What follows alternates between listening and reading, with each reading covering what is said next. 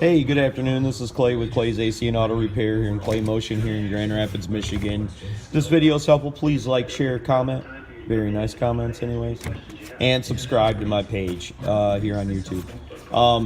You can also like me if you want to get a message to me on Clay's AC and Auto Repair on Facebook. So what we're dealing with today is a 2011 Chevy Silverado.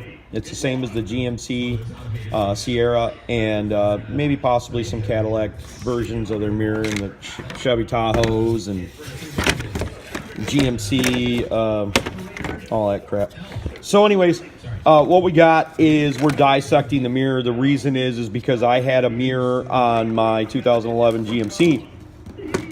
The case was the outside case was actually missing this portion, and this portion had fallen off. It doesn't look like the mirror was broken. Mine had every accoutrement, so it had, you know, blinkers and heated glass and everything. So I took this apart, and how I did this is the first step that I did was I actually lifted this edge up. Now I did end up cracking it. I bought this mirror solely because of these parts right here, because to buy a whole new mirror identical to mine was over $400, and to get this mirror used at Knight's Auto Parts down in Kalamazoo, and I give them props because they don't do a lot of internet stuff, so I want to put a shout out to them. They gave me this mirror for $45, and that is insanity, because one, it was a power mirror, and it was a shame to tear it apart because this is a very pricey mirror to begin with.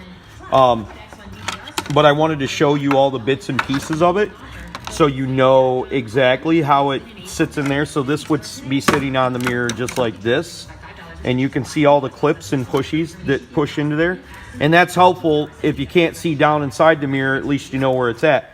Now, first off, I removed this portion right here, and these tabs right there, they actually came through in this location right here. They came through right there, and then they're right there. And all I had to do was bend them a little bit, and that was the first part that I started to take off. So I had the mirror sitting like this, and I had this part sitting inside here like this, and I pried the outside edge back first, got a little bit of air inside there.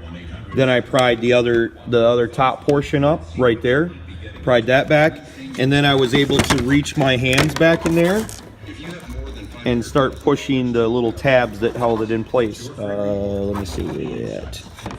Make sure because I don't want to, oh, right there, I'm sorry. So this is flipped over backwards. It's actually the way it's supposed to be. So then I was able to reach down inside the mirror, and with my finger I was able to just push these. I also used a Torx 10 to remove the 4 bolts that house the motor onto there. And then that came off, and then how I got this part off was actually relatively simple. It only really affixes in this one location right here, that tab right there. And I pulled out on the outside of the mirror down by out here, and it just came off. Didn't break anything. Was very, very happy. I hope this video is helpful for you. I try, you know, I can't always show it to you and hold the camera and be able to make the video at the same time, but I feel like knowing how it's working on the inside will help you understand how to take it apart without breaking it, especially if you're going to reassemble it onto something else. Please subscribe to my YouTube page. Don't cost you anything. I don't sell your information. I don't trade it. I don't do anything with it. But it does help me get a couple extra tenth of a cent on my videos when you subscribe. So please do that. Like me on Clay's AC and Auto Repair. If you want to get a message out to me, that's the best place.